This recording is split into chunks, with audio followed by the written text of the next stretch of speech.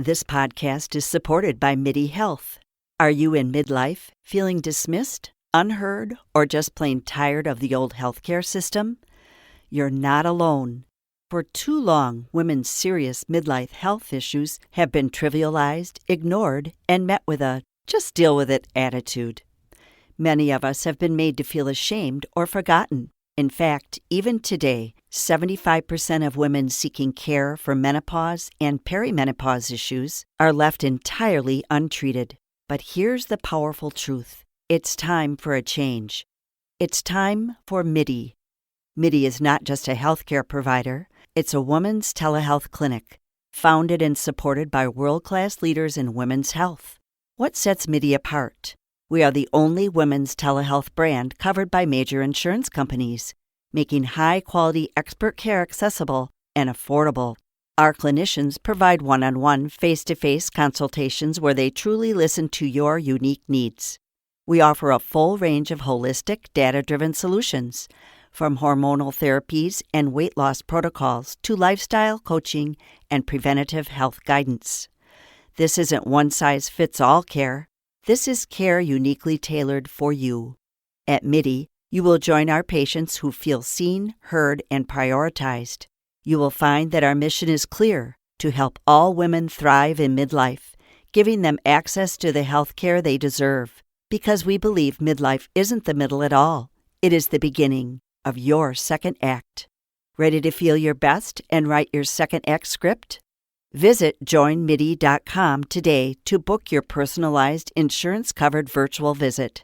That's joinmidi.com. MIDI, the care women deserve.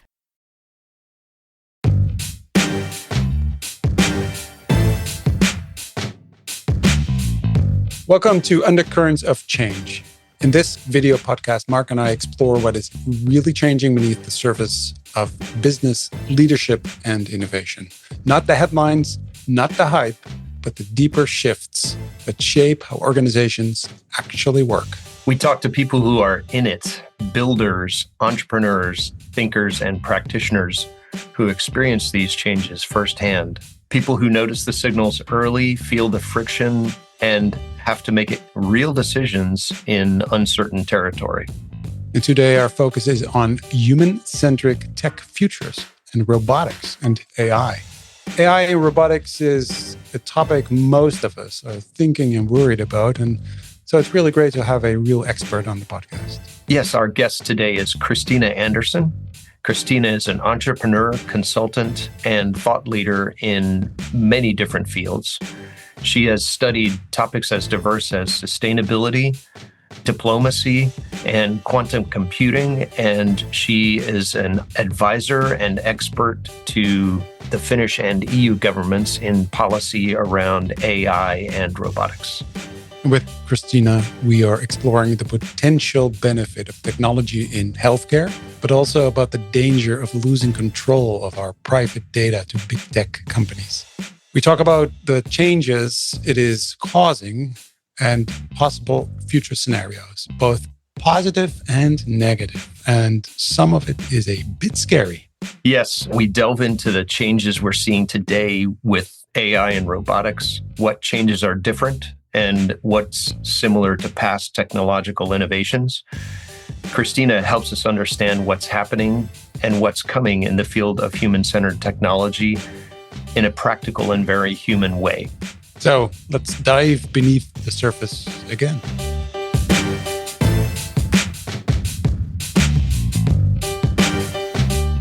So, hey, Cristina, welcome to our podcast, to the Undercurrents of Change. Wonderful that you wanted to be on the show. I've known you for quite a while, and as an expert and as a person, and so we're very, very honored to have you with us. Would you be so kind and introduce yourself to our audience? Thank you, Arne, and thank you, Mark. It's a very pleasure, and the honor is on my side. I'm happy and honored to be here, and I'm thanking you for the invitation. As you know, I'm a speaker, so I always love to hear my own voice. So I'm preparing for a speech tomorrow. There is a big healthcare festival here, Radical Health Festival in Helsinki now, in our fair center in Helsinki. And I have speech there about 9:30. So I must wake up early and put some makeup and make myself ready. And I'm going to do it without PowerPoints. Ah, Think of that. Yes, I yes. do it quite often because, But anyway, so I'm an educationalist from background, but I work a lot with things or issues like robotics and artificial intelligence. And I don't know, Arne, if you remember that 2012, we published, or Talentum here in Finland published the book Boho Business, which is about AI and robotics and, IoT and everything. So with Jari Kaivoja, we were very, early talking about this, what everybody's talking about now. So I have been following this development since 2010, I think, when EU Commission published the EU Robotics Week. And I saw that, okay, something is going on here. There are undercurrents that is not talking to people yet, but something is going on. And so I started to find out about robotics and what are their opportunities and also the risks. And I also, 2015, I got a robotics award from ABB. So I think my work has been noticed. But at the moment, then, there are so many things happening in the world, as we all know, in geopolitics and everything. So in the beginning of June last year, I thought that I want to learn something new, something that would be new for me, out of the box, but also something that would help me to make sense of all it to me. So I started to take courses on diplomacy. So I took one, which was a short one, and it was very nice because there were these very diplomats with long careers and with wise words. And I was listening to all this, and I thought that, okay, this is something I need to learn. I want to learn more. So I took another course, which was so interesting because it was made by an university in India. So it was totally another kind of perspective that we have here in Europe or in US. So Indian university, and they were talking about Qatar and how Qatar is kind of a joker card in geopolitics, when there is some opportunity. So they come up and say, hey, we could help. And, and this kind of stories. And then in September, I found out that, okay, now there is going on something that it's called technology diplomacy, which NVIDIA, Meta, and all these big tech companies, they are actually doing every day to grow their business and, find new customers, new markets, and get more space in the digital world. So now I'm studying, and Copilot kindly planned a learning program for me, which takes 1 year. So I made one of those courses, and the second one is going on. And I have to work so much because there is so many tasks, and it costs something also. These previous have been for free, but this one costs, and there is so much work to do, but it is all so enticing, so fantastic, and so interesting to find this new world. And I think when we talk about undercurrents, and I work with technology all the time, and quite specifically in healthcare, quite a lot. So we need to also understand how can we promote these emerging technologies. It's not only about saying, oh, we have a good technology, buy it. No, It's not, because you have to explain, where does the tech come from? What does it mean? What is the impact? And where does the money come from? And these are very important questions. I try to find out. So you are a person that is, when we talk about lifelong learning, or as actually, I think Anna Sten also talked about this a while ago with me. She mentioned this life-wide learning, this very curious about everything that's going on, but specifically around technology and robotics. Continuous learning. And I think that, what I think, as I have background in education, so what I think is that if we don't understand what technology is emerging and what technology there is, we don't know what we need to learn. it's like nowadays everybody needs at least know something about AI. Yes. But Yes. yes. Yeah. So that's because otherwise we don't know. It's such an interesting journey that you've taken, and you've explained. I mean, most people wouldn't put together someone who's like deeply into AI with diplomacy. And I know you've looked into sustainability, into entrepreneurship and business. You've taken all these courses that really it's just fascinating. And in that journey, one of the things we wanted to dive into is this idea of human-centered technology. And can you define that for us? What's your definition of that? Yeah, it is so that when we design technology, when we design these solutions, we need to have different kind of humans planning and designing this technology, and also the users. Because if we don't do it, the one thing is that the technologies, they are becoming more and more autonomous. Mhm. And if we allow them to be autonomous in a way that human is missing from the loop, then Yeah. we are in trouble. So we need to design all these systems in a way that the human has a place.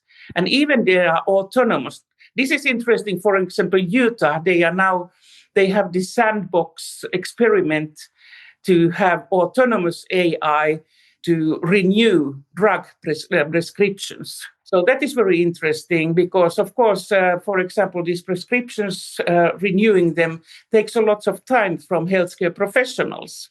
So, but now there must be something. So it's good that it's sandbox. It's not spread Yeah. wide. So what the idea is, and it must be so that in this experiment, try to find what are the red flags that human comes in, Mhm. enters the process. And yeah, this is human-centered means that the solutions and the services, software, AI, they must be for humans, by humans. And of course, there are processes which are machine to machine. And for example, some financial or whatever it is. But anyway, we must find those spots where humans can intervene. I think that it is, because we cannot deny that there are processes that run without humans. Yeah. It's interesting because when you hear human-centered technology, most people, especially if you think of AI, for example, most people would not think of AI as being human-centered, right? I mean, because it's so mysterious to us now, it's like this, it's literally called artificial intelligence, which is, can be both creepy and fascinating at the same time. And so that term is in itself a little bit provocative. And as designers or people who are in the space of creating new stuff and solving problems through design, the process of design, it is innately a human thing to do. But so your definition is centered on the humans doing the design and using technology to serve humans, if I understand correctly. Yes. Yeah. There was a very interesting tweet. I can't remember who was, but this person said in this X or tweet that the problem is not that AI is learning. The problem is that people who are using AI think they are learning. So, for example, if I am taking a course and they ask me something about, for example, diplomacy, so I give this question to AI and it gives me the answer and it looks, this looks great. Okay, I will copy paste it to my task book. And I think I have learned, but I haven't learned. Yeah. So human-centered also means that we humans have responsibility for our own learning and not outsource it to AI. Because if we do that, we become stupid. And then AI can take over. Yeah.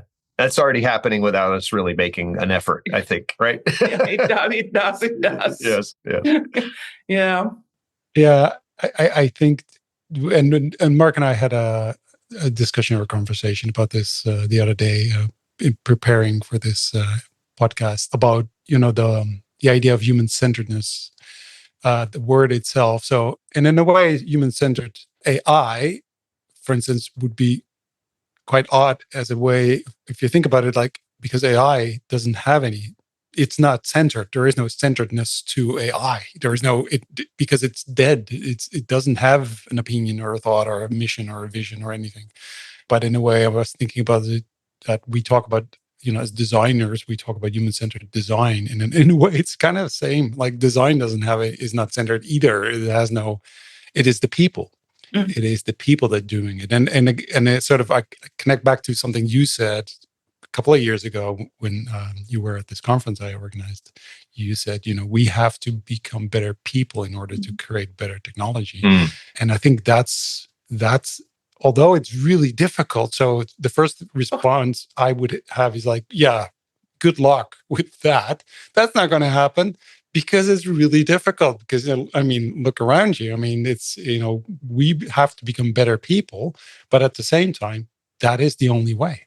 That is the only way. Right? When I think of healthcare, which I'm working in a European, quite a big project. Actually, there are 8 European countries involved, and so when we think about the good thing, what artificial intelligence can do, and it will do, so that, for example, healthcare and preventive healthcare are becoming more and more individual.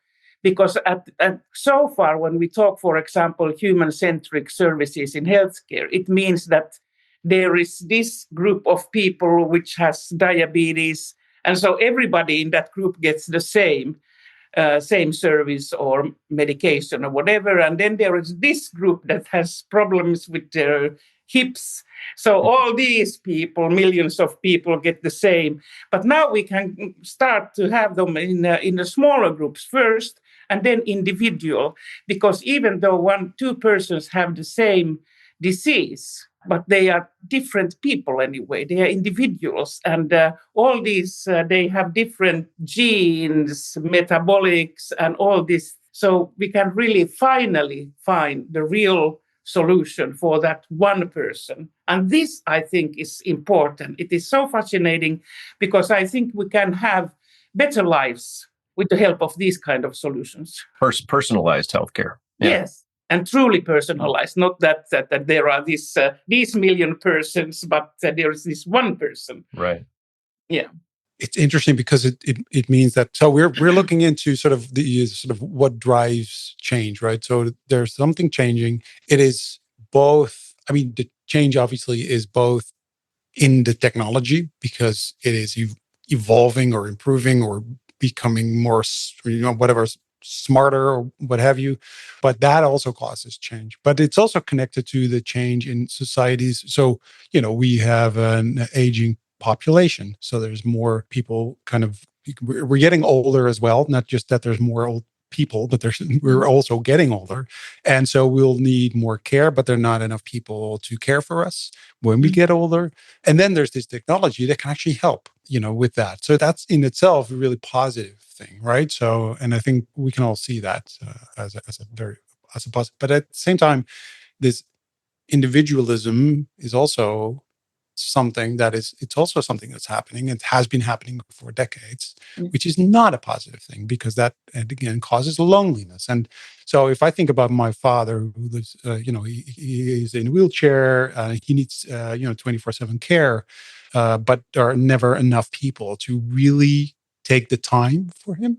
So on the one hand, you say, okay, so there's technology that can maybe help with some of the tasks these nurses have, for instance. But the problem is that the organizations in general, I'm generalizing a little bit, but in general, organizations say, oh, this can be help. It can help us with efficiency and cutting costs. So they will replace one of the nurses with a robot, for instance, instead of saying, actually, it's going to free the nurses to do more meaningful things and have conversations and have a cup of coffee with my father and talk to him and sit with him and say, how are you doing? And spend maybe even 20 minutes in a conversation with him, except for just a few minutes that they have to bring him coffee and then rush off because there's other things to do and there's only 2 people on the whole floor working, et cetera, et cetera. So where do you think, so it's getting very personal here. No, but it is very personal, right? So what is your thinking about this? Where are we going? Yeah. First of all, you said individualism. It's not a good thing. No, it's not a good thing, but individual services are a good thing. So if you are very individual and very, very self-centered, so that is not, I don't mean that, and that is not good. But individual services to people who need individual services is a good thing. But then what this is my normal rant almost every day is that we have these highly educated professional nurses, and they must push some laundries or whatever when they should be taking care of patients and be there and coach them for a surgery or whatever. But we are putting money into walls and stairways and halls and everything, but we need to have those nurses taking care, and there are enough nurses if we take technology in use. And now logistics robots, they can do their job autonomously. If you say that, okay, this robot must push the laundries to every room, it can do it. You don't need a nurse there. And it can go to the warehouse room and bring the sheets and put them in the bed and everything else. They can wash beds, and they can bring all these things that you need in the hospital. They can do all that logistics.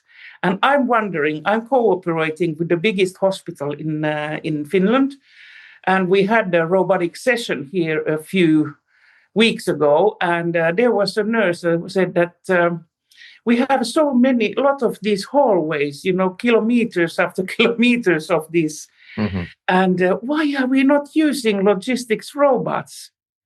Why Right. do we? Yeah. So this is something I can't understand.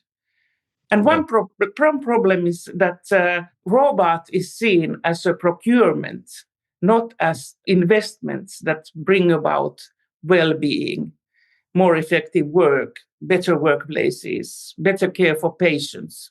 Mm-hmm. So if you look at only as a procurement, and I say, okay, I have this robot that can free nurses from all this logistics work. So, this procurement officer says, how much does it cost? And I say, okay, it costs 100,000 euros. And they are like, no, too much. No. And the nurses do the job. Even though, the return on investment comes quite quickly. So this idea of humans and technology, right? And this goes back to the wheel, I guess, the original, the OG technology, right?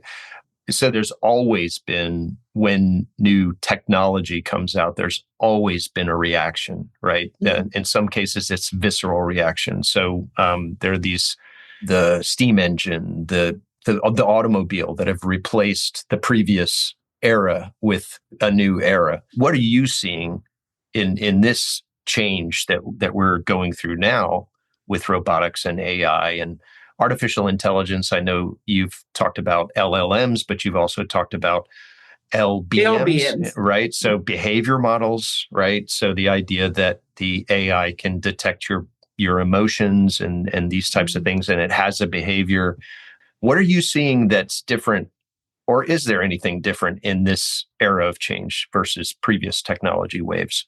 Well, I think as you said, every time that there is some new technology or solution coming, so there is always the opposition rises and says, okay, it's going to take our jobs. And this is the discussion comes all the time, all over and over again. So I think people are afraid that technology is going to take their jobs. And when we look, for example, Amazon, so there are going to, was it 30,000 people will go out from Amazon or AWS? Yeah.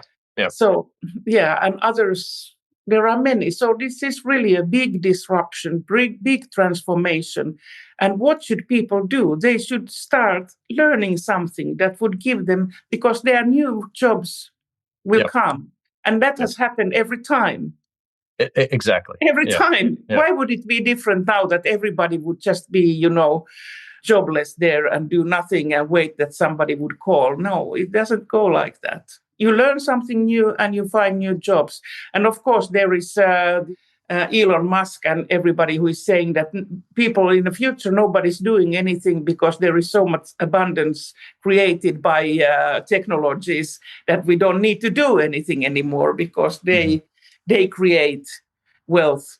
But I can believe that it can happen to some of the people, but not everybody. There are some of us that need to keep on working. Yeah, unfortunately. I would like Elon Musk to kind of just give me some money and then I just can do nothing. That's fine. Yeah, the Elon pensions. The Elon pension. Yeah, that's a great idea. As an American, I don't recommend it. Okay. Okay. Oh, man. Okay, there was this opposition again rising. Yes, exactly. Oh, boy. Well, yeah. Well, the thing is that I think our relationship to work will change. It has always been changing as well. It has always been changing. Right. But that's a different topic where we go, what is a job really? What is work? And why do we work? And why are there companies? And what's the point of it? And is it...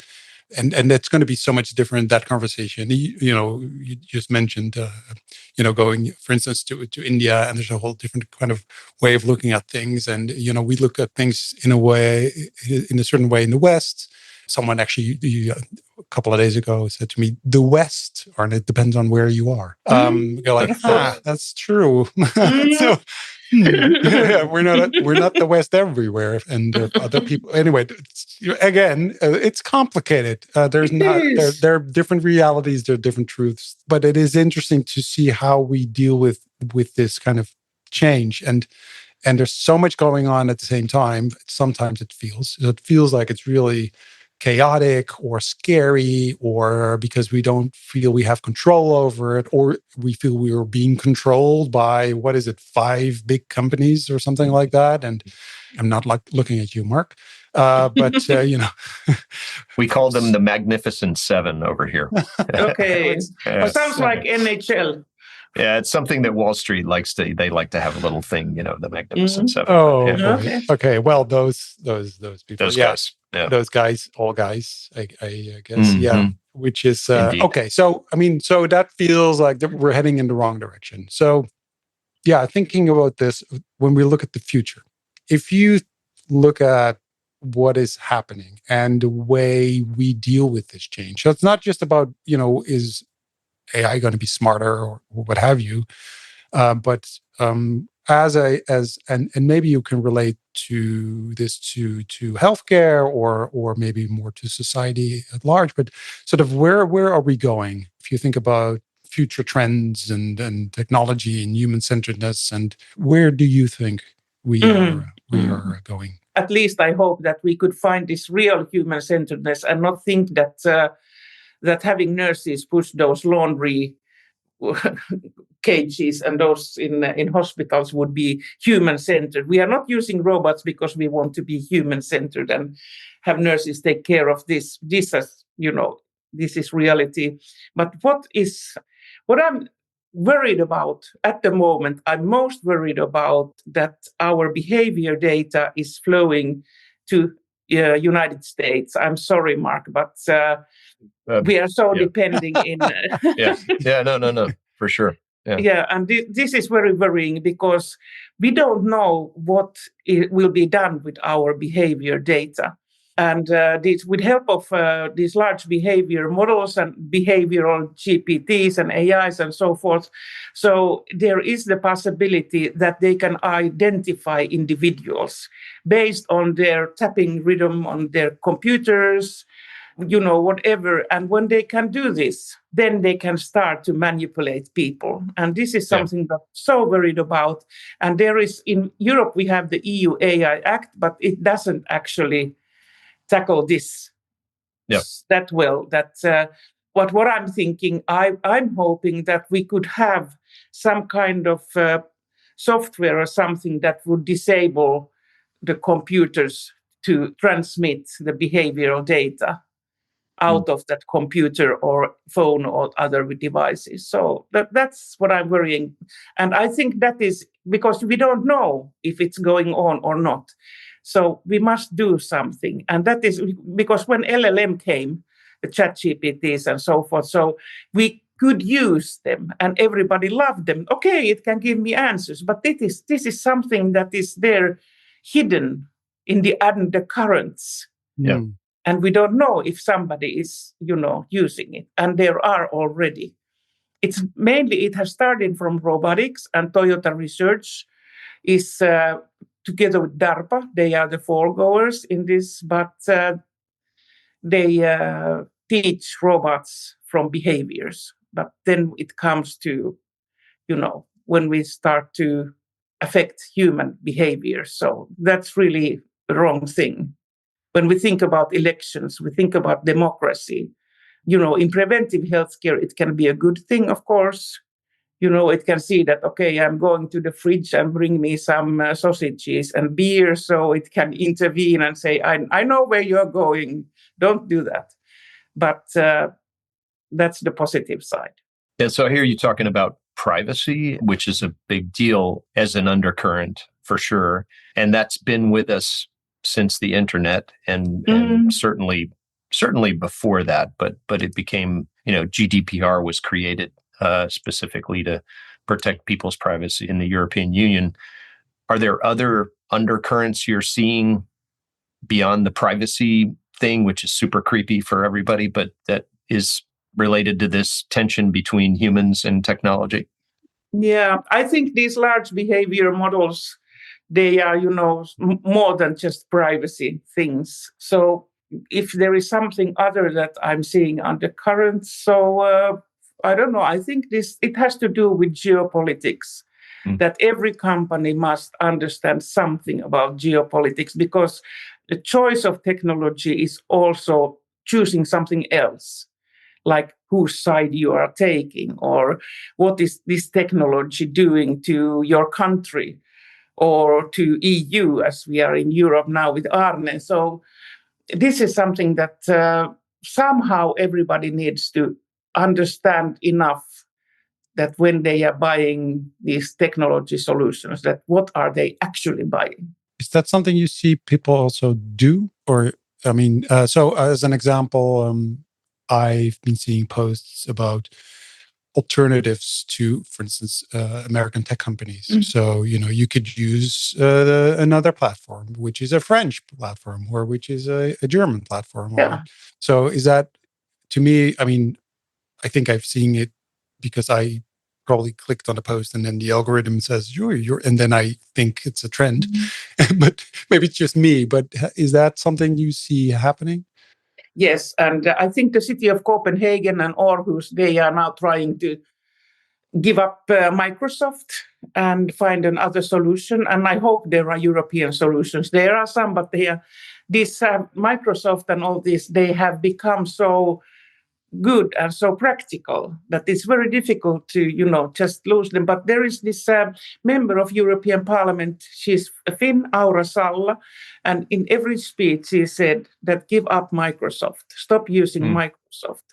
And there is one thing which is worrying me, the elections data is now sold to Amazon, AWS platform. And that is worrying me, because what is the most precious data is our election democracy data. We shouldn't sell it, but the Finnish government did it.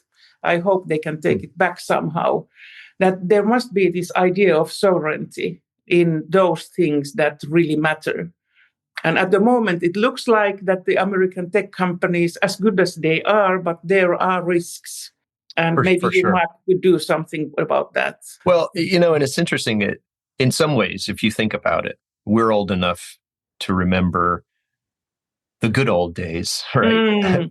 Where, I think when there was this sort of moment or period of kind of tech euphoria, where if you remember back to, we're old enough to remember the internet and the first emails and the first World Wide Web stuff. And then in some ways, if you think about Facebook, and we talked before the recording, I'm not on Facebook, and it doesn't sound like we use it when we have to, kind of thing. But there was this time when Facebook was awesome, right? It was just like, oh my gosh, we can see what our friends that we haven't seen in years are doing, and we can keep in touch with our family, and it's just wonderful. And then it just becomes evil, right? In some ways, right? Like even Google, like do no evil was their motto or tagline at the beginning. So I as an undercurrent, what's interesting is, and maybe it's not surprising at all, is that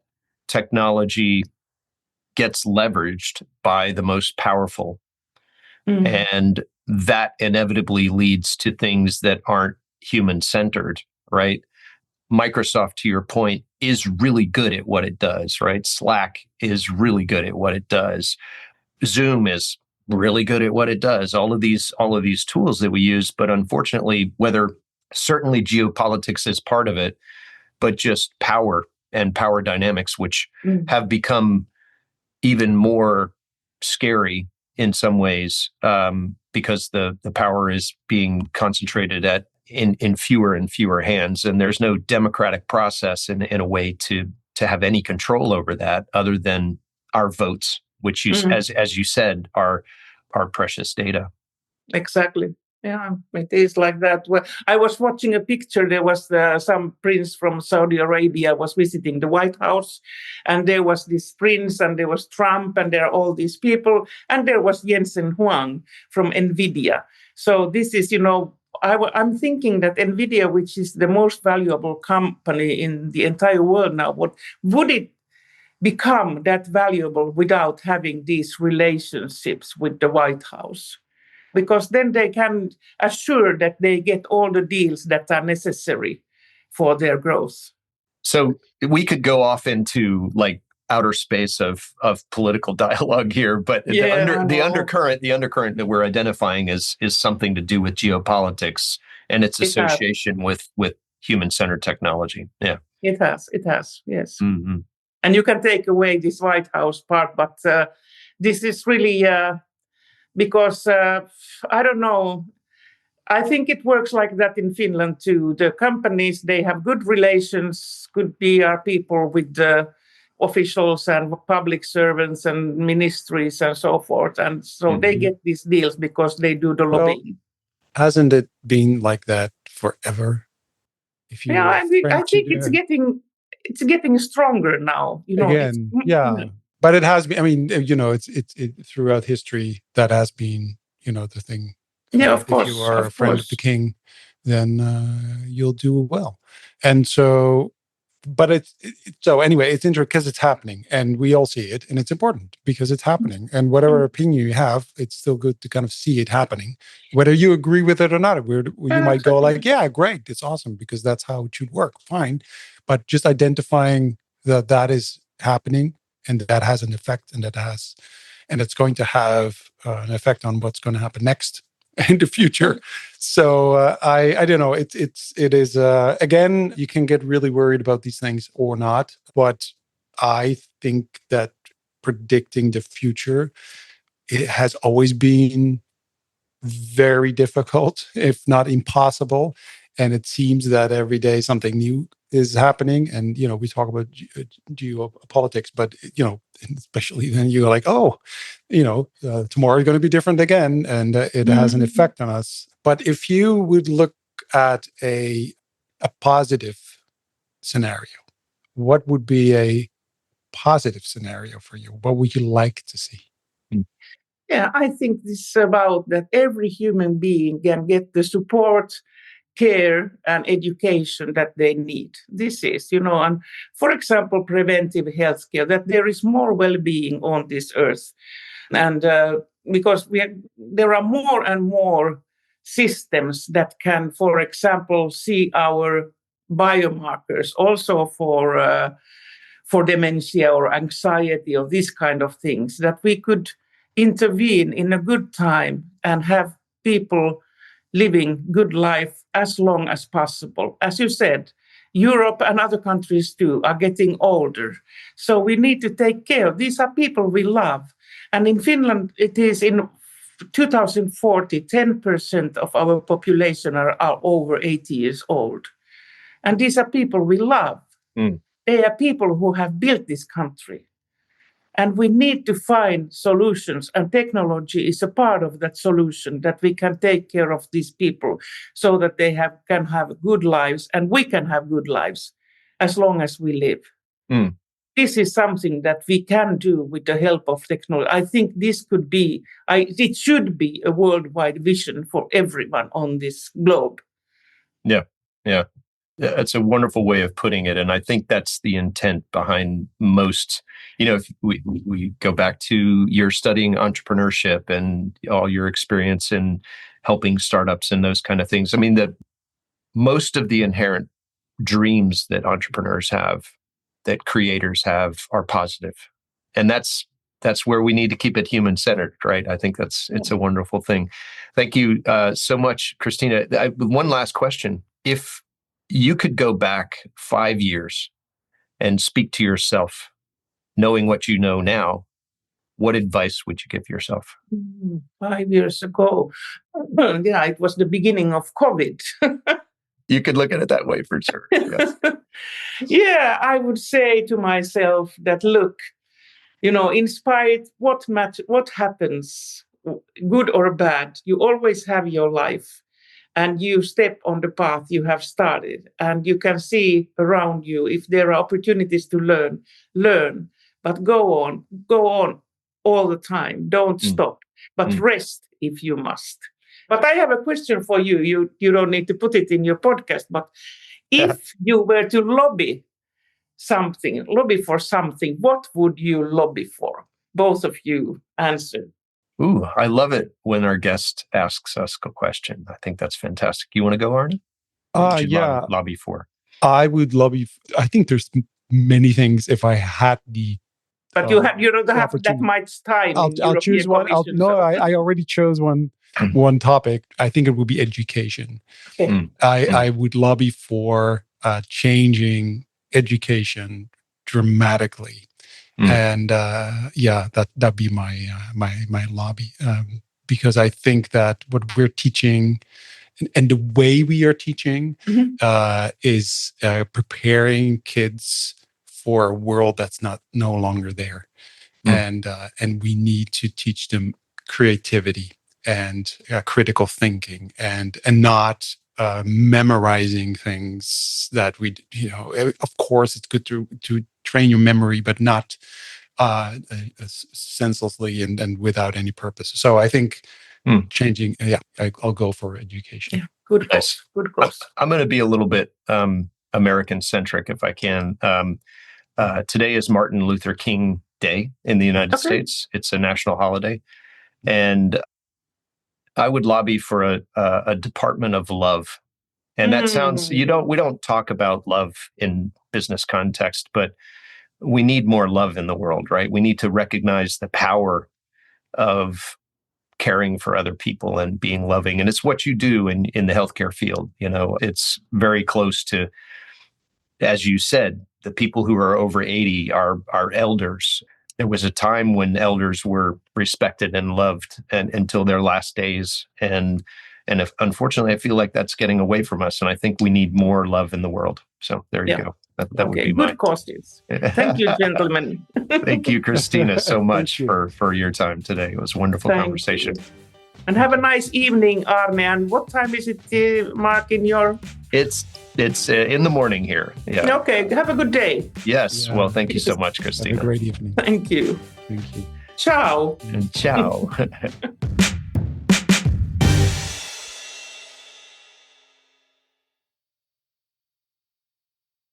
Are you noticing your car insurance rate creep up even without tickets or claims? You're not alone. That's why there's Jerry, your proactive insurance assistant. Jerry handles the legwork by comparing quotes side by side from over 50 top insurers so you can confidently hit buy. No spam calls, no hidden fees. Jerry even tracks rates and alerts you when it's best to shop. Drivers who save with Jerry could save over $1,300 a year. Don't settle for higher rates. Download the Jerry app or visit jerry.ai/libsyn today. That's jerry.ai/libsyn. Ryan Reynolds here from Mint Mobile. I don't know if you knew this, but anyone can get the same premium wireless for $15 a month plan that I've been enjoying. It's not just for celebrities. So do like I did and have one of your assistants switch you to Mint Mobile today. I'm told it's super easy to do at mintmobile.com/switch. Upfront payment of $45 for 3-month plan, equivalent to $15 per month required. Intro rate first 3 months only, then full price plan options available. Taxes and fees extra. See full terms at mintmobile.com.